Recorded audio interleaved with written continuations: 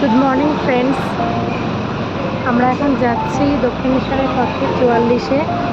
তো দেখতে দেখো বন্ধুরা, এবং সাথে এরকম আনন্দ হচ্ছে তোমাদের।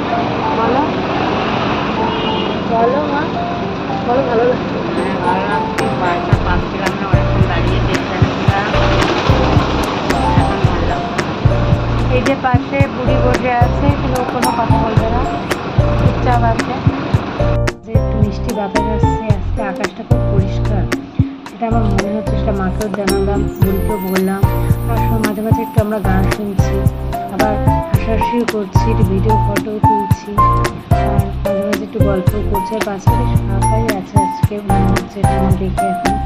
আর আকাশটাও বেশ পরিষ্কার আজকে, রাস্তাঘাটের লোকও কম আছে। তারপর আমরা স্কাইওয়াকে পৌঁছে গেলাম, পুজো টুজো দিয়ে এখানে ছায়ায় একটু রেস্ট নিচ্ছি, খুব ভালো লাগছে। তারপরে আমরা বাড়ির দিকে রওনা দিলাম। এই পর্যন্ত বন্ধুরা।